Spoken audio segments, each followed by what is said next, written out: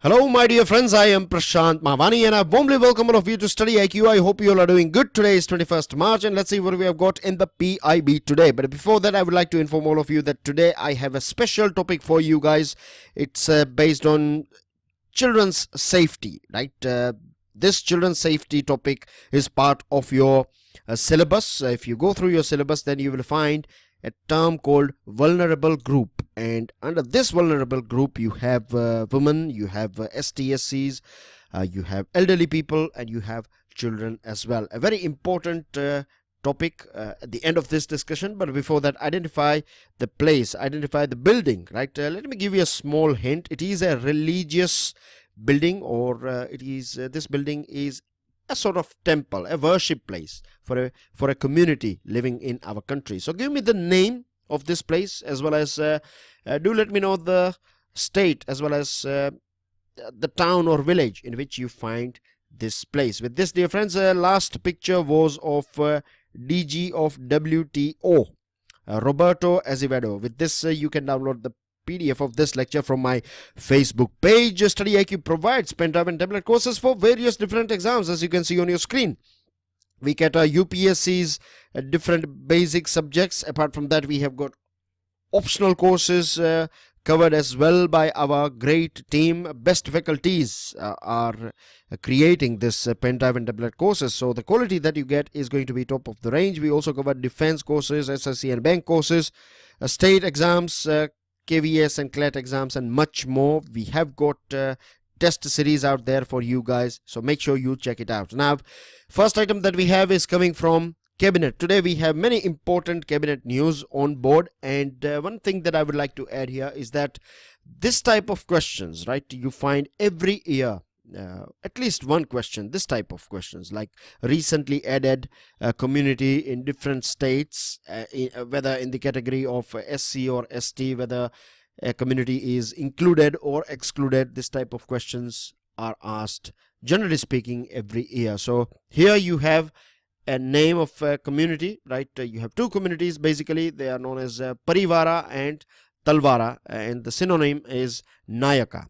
So there was a long demand from Parivara and Talwara to grant them scheduled tribe status, and they are coming from this state of Karnataka. You may find them in different states as well, but here we are talking about just the state of Karnataka, right? So pay attention to this thing. Please don't make any mistake, if just in case if you find a question here that Parivara and Talwara recently they were granted a scheduled tribe status. They come from which state? So remember, it is Karnataka. We are not sure whether they are granted the same status in different states, but of course in Karnataka in near future they will fall under this ST category, right? Scheduled tribes category. Now let me tell you how it works. See, here you have two important points, and with the help of these points you would be able to understand how this whole thing works. See, the first specification of scheduled tribes in a relation to a particular state or union territory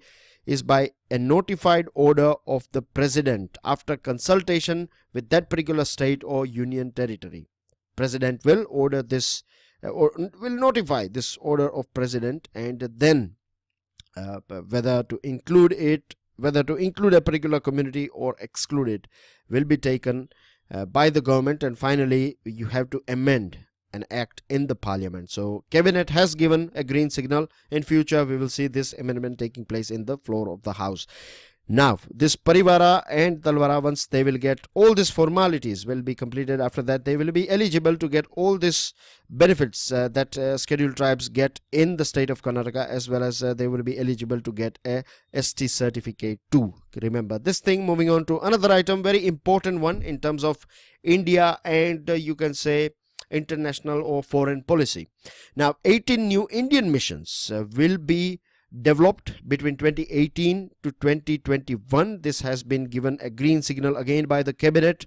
In African continent you have 54 countries in total. Out of that, at present we have 29 missions, or you can say embassies and high commissions and all this sort of things. So now if you want to know more about how high commission and what is the major difference between an embassy or a high commission, or if you want to know the difference between an ambassador and a high commissioner, then a very dear colleague of mine, Prashant Dhawan sir, has uploaded a video on this thing. He has covered this particular topic in detail, so it's a very crisp and short video, 15-20 minutes I guess. So make sure you go through it if you want to know more about it. If you are knowing about it, then it's fine.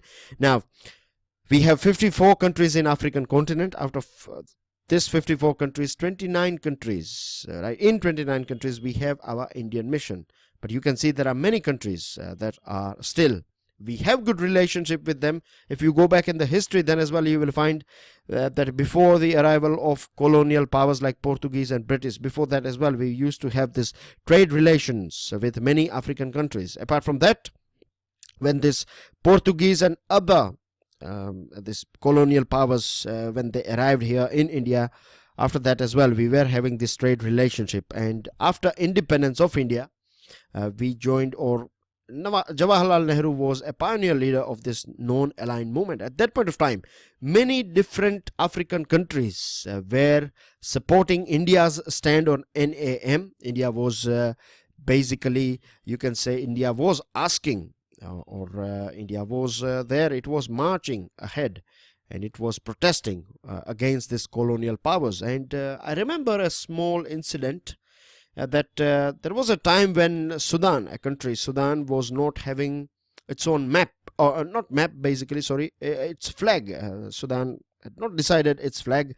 At that point of time, Jawaharlal Nehru took out a handkerchief from his pocket, and he said that I declare this is a flag of Sudan. So this was our, you can understand this was the warmth that we used to share between this African continent and our country India.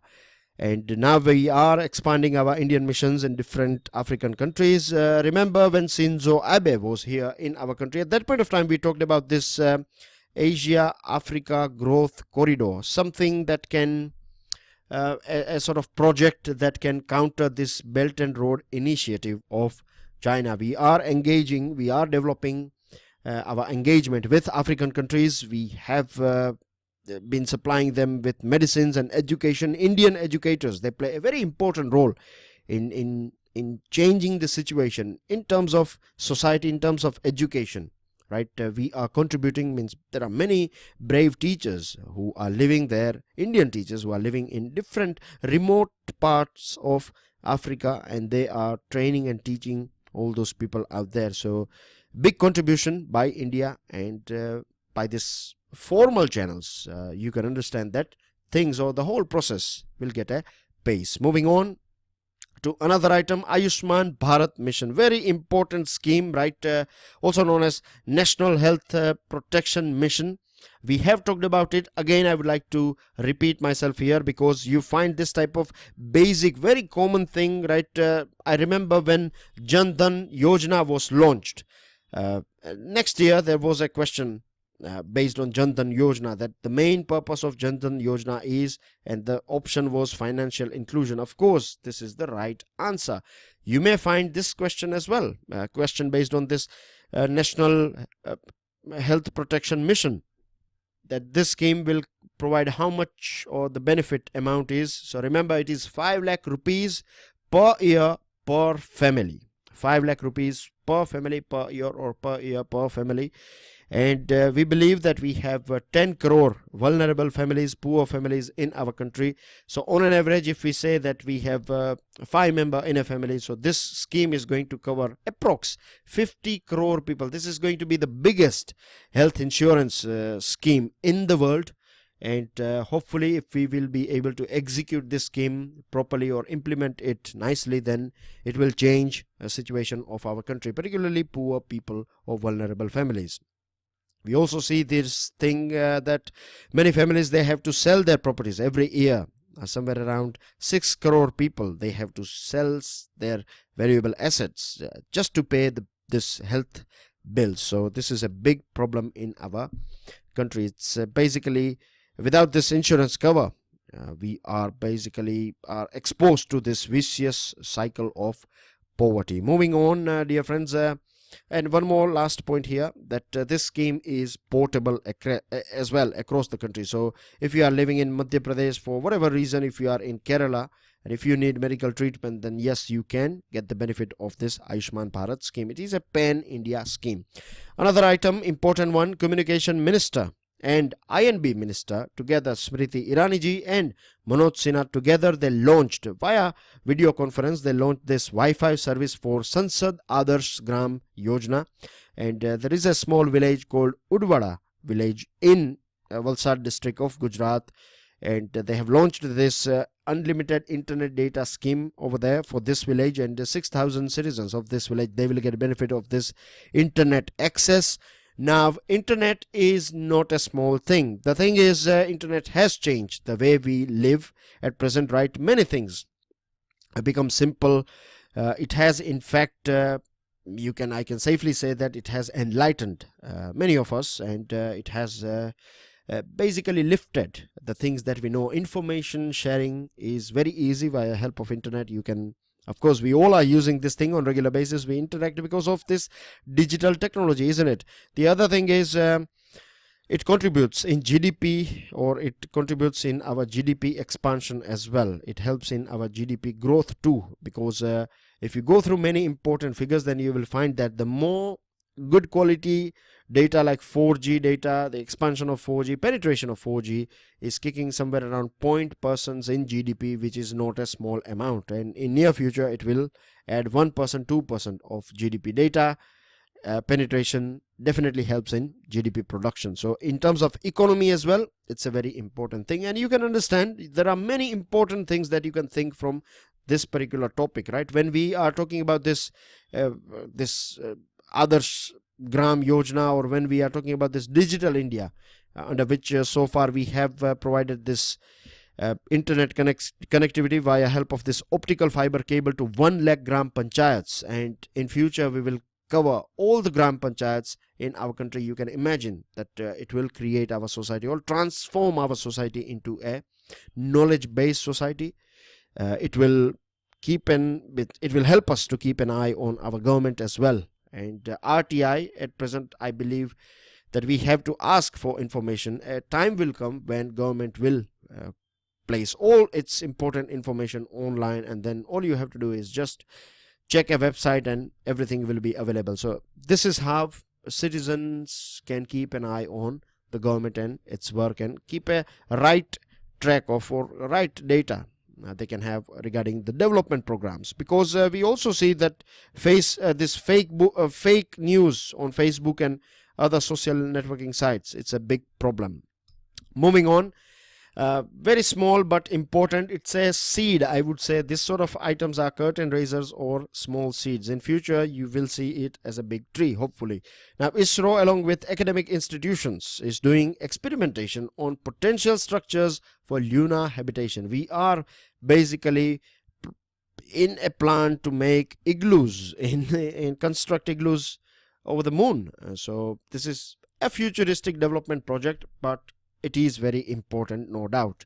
So this is a first step, you can say, taken by our country. Now let's see how much success we get in this particular thing. Moving on to our special topic of the day, Save Our Children. This is the title that I have given it to this particular topic. Now, of course, it is an endeavor of every society, particularly democratic society or a democratic country, right? It works for achieving this safe environment. When we are talking about safe environment, I'm not just talking that you feel safe. It is also about safety is first thing. A safe environment is a first step. But based on this step, you have to build prosperity as well, isn't it? This is very important, that safety is necessary. Without safety, you cannot do anything. This is a matter of common sense. Of course, we all understand this thing, but it's not our boundary. We have to cross this safety line, and then we have to, once we have this safe environment, then we have to raise the bar. We have to ensure that we are creating a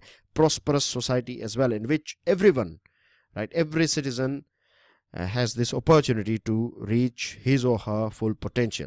Now, in 21st century, we are facing this dark realities as well, particularly when it comes to kids, because kids, as I told you, they fall in this vulnerable category. And what we find nowadays is that crime against children are going on, or they are in fact increasing. This is not that crime was never found in ancient times against children or before independence. No, we are quite aware about this thing, that crimes used to take place against small children as well. But nowadays we see the form as well as the numbers are growing, and this is a very sad thing. All the studies indicate that this crime against children are growing, they are flourishing in fact, and this is a big threat for all of us. We are lucky enough that we have not faced this sort of thing, but after going through the figures that I have today for you guys, you can safely imagine that we cannot safely say that every family is immune to this problem, because number one crime that is taking place against children is kidnapping. We have seen this thing in many Indian films as well, and this represents our society. What we see in the film, most of the time it is coming from society. The other thing is rapes, right? Number two crime against small children is rape. And if we go back to 2016, if we go through this National Crime Records Bureau and their data provided by this NCRB, we find that back in 2015, and when we compare this 2015 and 2016's figure, we find that in 2016 there was a rise of 11% in crime against children. Major crimes takes place in these states like UP, Maharashtra, MP, Delhi and West Bengal. We know that children are part of this vulnerable group. They don't have that much understanding of what is bad and what is good.